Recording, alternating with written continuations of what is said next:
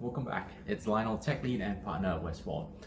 And this is a kind of different video than my usual video, but I thought I owe it to you guys to tell you what has been happening the last 7 weeks, 1.5 months, and why I suddenly had to leave my home in the middle of COVID. Now, why I decided to do this video is that on YouTube and on the media, right, we always see a portrayal of everything is perfect in the world. You know, life is great, these guys are making money, Lamborghinis, you know, that kind of stuff.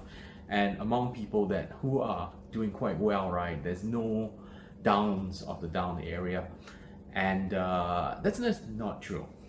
And I think that if I'm able to share this out with people, right, that at least it brings a form of normalcy, and we can actually talk about these issues as well. So especially as someone like me who is a tech lead, who's running a business, who's running all this kind of stuff, that you guys, my subscribers, maybe they look up to me to look for some guidance. I know I look up to a few other of the YouTubers out there to just get a handle on stuff, including Joshua Fluky, who shares some of these issues. So to cut the long story short, basically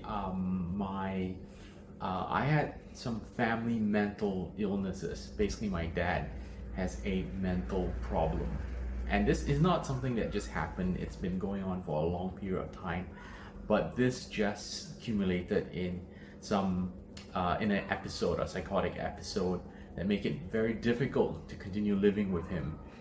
One problem when you're dealing with mental illness, right, is that people think that it's straight jackets and craziness and one fly over the cuckoo's nest kind of thing.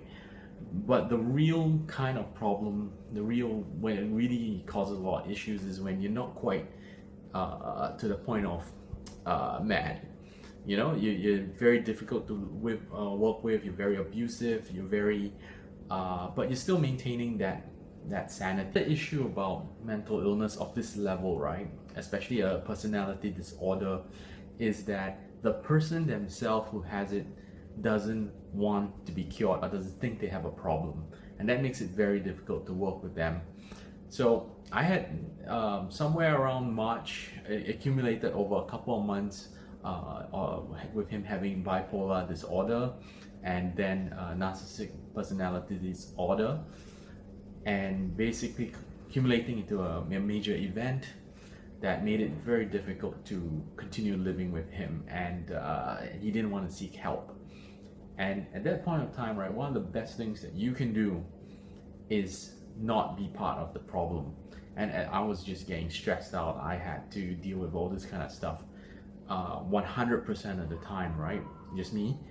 And that made it very hard to actually live there. My stress level was out of control, my blood pressure was out of control. But the major reason why I had to, after settling a lot of very gray areas and difficult areas, is that I had to actually get myself out of that area.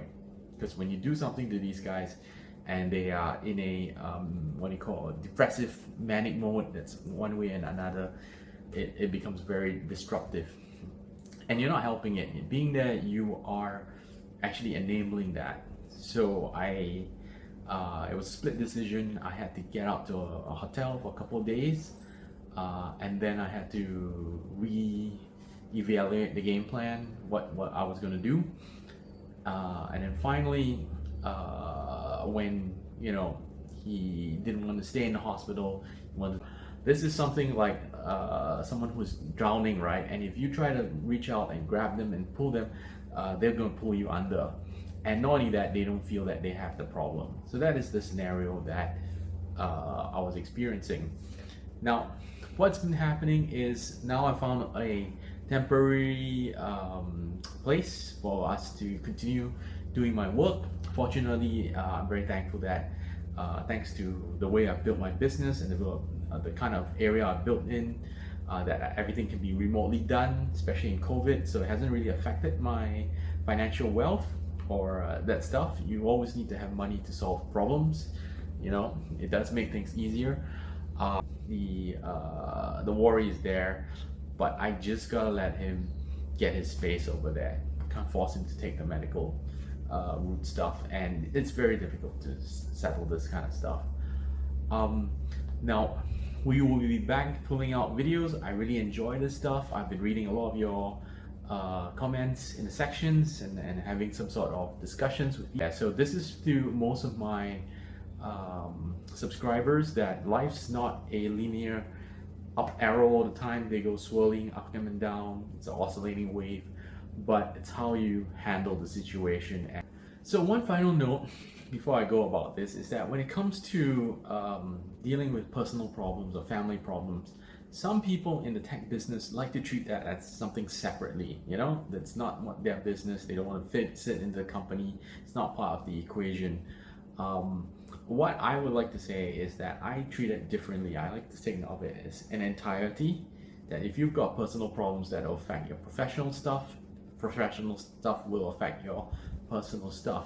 And one area is not to feel guilty about looking after yourself first. And they always say that in lifeguarding course, that if you don't take care of yourself, you can't take care of other people. So that's one of the areas that I'm doing right now. Make sure I get enough sleep, make sure my blood pressure is under control, and then I will deal with the other issues first. You just got to let them tread water for a little bit longer. Okay, so that's all for today, and that's the bottom line because the tech lead said so.